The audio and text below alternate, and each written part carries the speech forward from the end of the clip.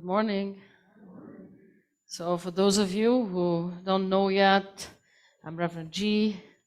I'm happy you're here. I'm not happy I'm here, I'll tell you why. And I welcome you on the holy interwebs. Thank you for joining us. Thank you to the Bats and Catherine was Michael here too? And Michael for decking the halls, decorating our church. We're ready for Christmas.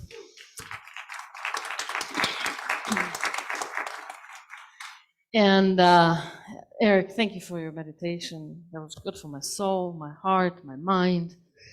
Regina, thank you. And you guys back there on AV and then our readers. And oh, Chris, wow, you're making this service very special. I shouldn't be here today because I don't have a talk. And that is true. I'm not making it up. I'm not saying it for sake of a reaction from you. It's just the truth. Tuesday, we unexpectedly had to put down one of our dogs. And I mean, if you know me, that is terrible, very heartbreaking. And it was also very traumatic for everybody involved because something must have burst inside her. Maybe she had a tumor or something, and she was just bleeding. It was awful. Anyway, so that happened. And I just think that any minister who loses anybody in their lives, the next Sunday should just get it off. So then, of course, Thanksgiving came, whatever. And I told you once before how I prepare for a talk. I usually start Monday or Tuesday before Sunday that week, and then I do a lot of thinking, and I told you it's like a meadow. Imagine a meadow, and then onto that meadow, I just keep throwing flowers, colorful flowers. And then eventually I decide which color scheme I'm gonna go for, so I'm gonna pick those flowers. Then I'm gonna decide how large my bouquet is gonna be, so I pick the flowers I like the most, and then I present you with this bouquet of thoughts. Well, today, I haven't even thrown enough flowers on the meadow, let alone deciding on the color scheme or have a bouquet to present to you. And that's just the way of it. And it's also rather timely, because the last time I spoke about the power within. So how is it that we go through life, and what sort of resources that we have within that often we don't even know about until we are presented with something that calls upon that particular resource that we had no idea that it was in there. And then it gets the opportunity to come out and then carry us through whatever we are facing. And so I thought that it would be very fitting that today I would speak about the power without, meaning the community out there that comes in and supports us at a time of need or struggle. And often we don't even know that that community is there to pick us up and carry us through, unless we make ourselves vulnerable and we let the community know that, oh, there's trouble here, and there's need for some special attention or for some help, or even if not, maybe just kindness, compassion, or just a pass. So, as love and life would have it, here we are in community together. Here I am making myself vulnerable, letting you know there's pain in here. There's grief in here that did not allow those thoughts to materialize. I just couldn't. You know, it's just the way I can picture it for you. It's like there's a room that should be filled of thoughts, and there I come, I enter, and those thoughts just scurry away. And how am I gonna grab them? So that's the lay of the land. But I did have some thoughts, and I will present them to you for whatever is worth. So I thought about community, and then I thought about this country in particular, because I have the good luck, bad luck of having called two countries my home. And they couldn't be more different, these two countries. The one that I originally come from believes very strongly in community. And so children would take care of their parents. Today, I'm sure that there are some senior citizen homes, but we didn't used to have that at all. That was all done within the family unit, which of course is also sad, because if there's no family, then you're alone, except the community does come together and take care of its people. So that is very, very important over there. Then I came here, and here the individual is glorified, and it's I matter, and what I want matters, and my needs matter, and then we each take care of ourselves, and then parents go into what do you call that? Like, what is the fountains? It's a retirement home. Oh, there it is, retirement homes, and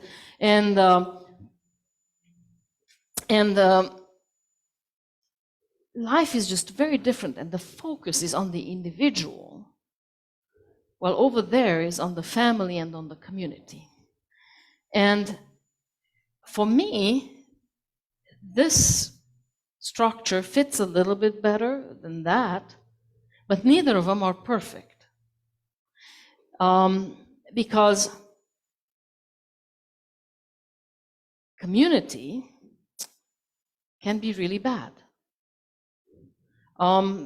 Think of fascist Germany, right? So nationalism was strong, the belief that we are together and only we matter, but the outcome of that was something absolutely horrible.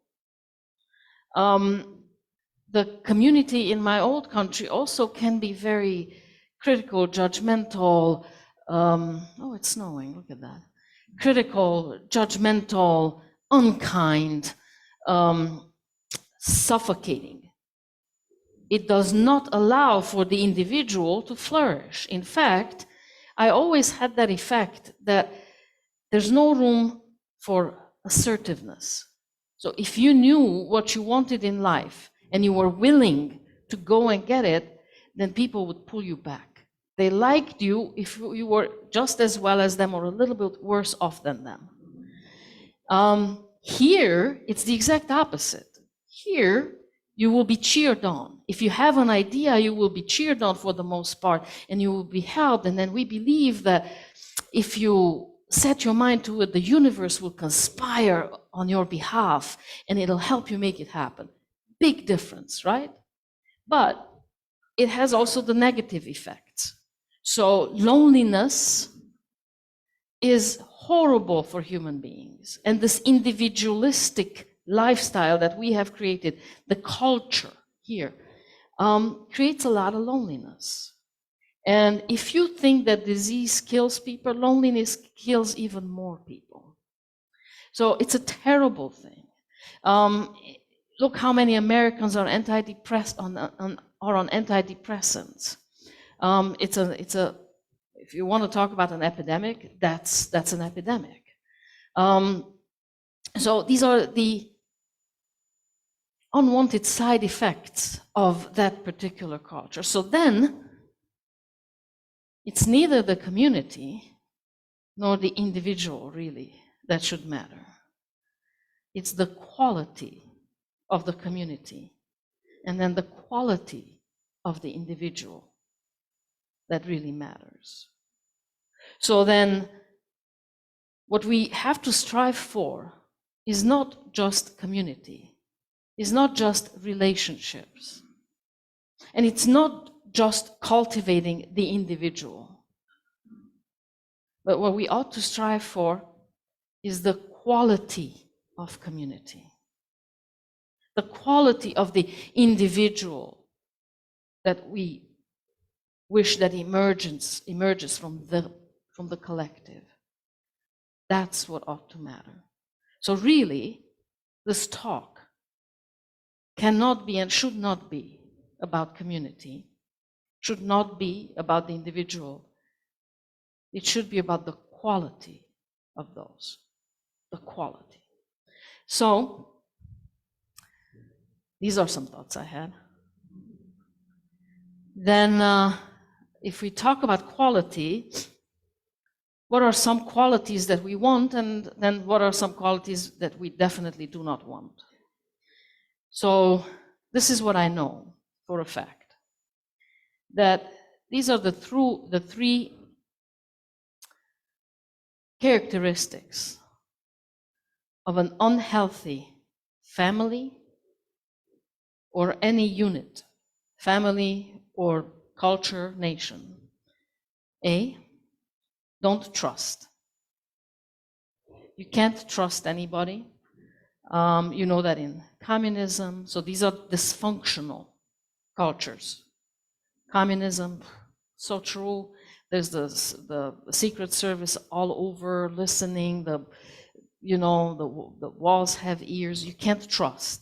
Within the family, you also can't trust. Because whatever mom and dad say may or may not happen. It's just, you really can't trust it.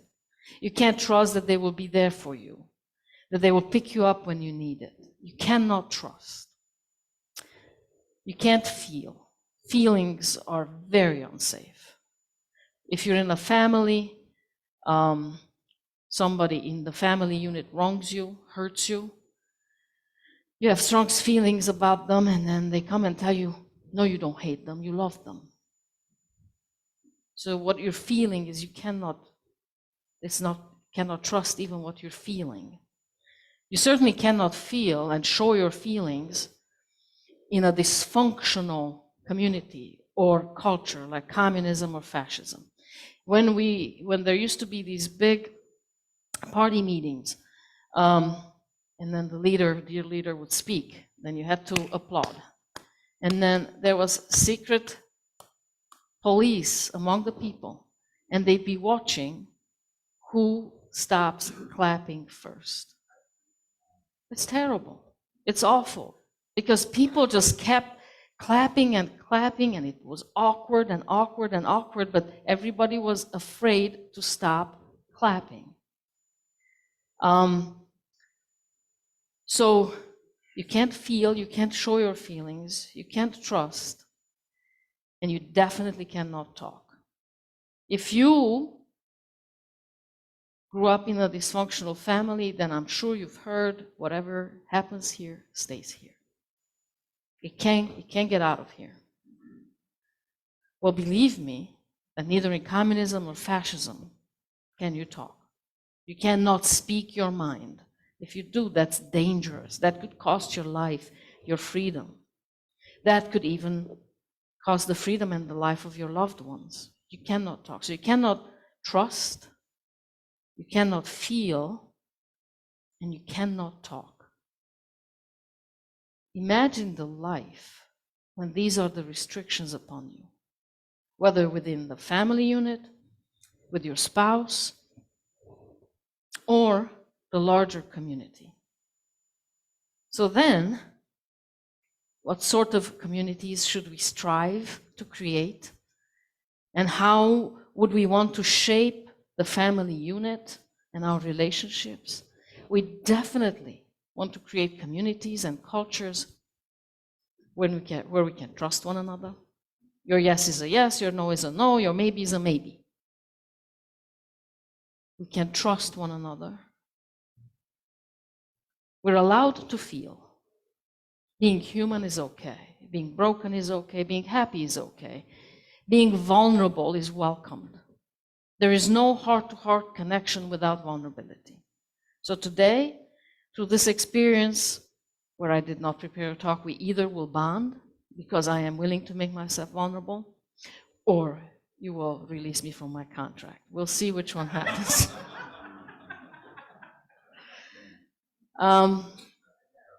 So we want a community that we can trust, where our feelings, so just the way we come is okay. Like, I'm scared, I'm fearful, I'm happy, I'm joyful. It's okay. It's a safe space here to share that. That's why we here have joys and concerns. Whatever's on your heart, whatever's on your mind, please share with us. We want to hear you exactly the way you are. And then we're allowed to speak our mind. Whatever is true for us to say, this is a safe place. Now, we may not always say the right thing. We may not even always say the kind thing. And there's still got to be a safe place for that, to express it. And then if the community is strong, committed to these values, then that community can correct us when we say the wrong thing or the unkind thing and say, ouch, that hurt. I want to hear what you have to say, and I can't hear you because of the way you're presenting it. But I want to know what's inside you. I just can't hear you because of the way you're saying it. Can you rephrase for me, please? I want to appreciate the depth of your message to me. We can't grow. This is another thought I had. If you live in a room alone, the paint will hardly challenge you, the paint on the wall. It just won't. It won't rub you the right way, it won't rub you the wrong way. It just won't do anything. Living in relationship is where much of our goodness and much of our places where no growth is required is revealed. In relationship with one another, in honest relationships, in compassionate relationships, then we can grow. Even living with pets is better than just living alone, because even pets reveal some about our characters. I know that. God, I love my dogs. Hence, no talk.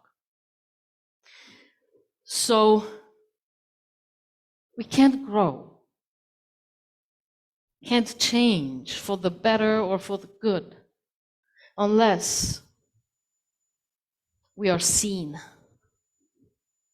and unless we can see each other. Does that make any sense? Yeah. So now, how do we do that for one another? In a kind, loving, and compassionate way. And we will all do it differently. But it sure would be nice if we remembered it to do it kindly, lovingly, and compassionately.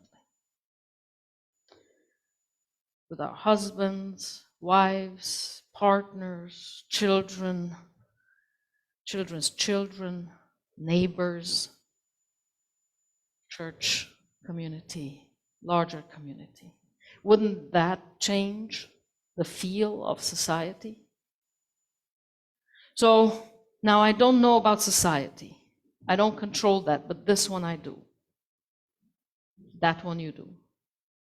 So whatever we bring into the society will also flavor that society. And then we must be very protective and smart about how we vote. So our culture and our society does not become fascist or communist, where you can't trust, you can't talk, and you can't feel. It's not safe. And, well, we all know what sort of crossroads we're standing in front of today. So whoever you're out there and you're listening to this, protect your vote. Protect your vote. Make sure. that you contribute to a society where you can feel, trust, and speak freely. So I had these thoughts too. I know that it's a very uncoordinated bouquet of thoughts.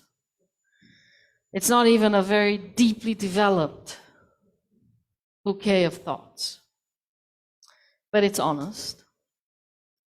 It's from the heart. It's definitely vulnerable.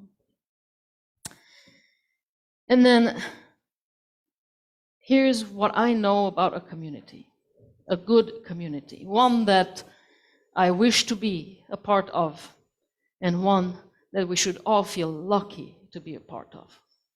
It looks like this. When it's my turn to be broken and down, then it's your turn to be strong and pick me up. And thank God that we don't all at once break down. There's always one to pick us up. And that is a working community. And when it's my turn and you're broken, then I'll be sure to be there and pick you up. Kindly, gently, lovingly, compassionately. So, this is all I got, for whatever it's worth. And I'm sorry, and thank you.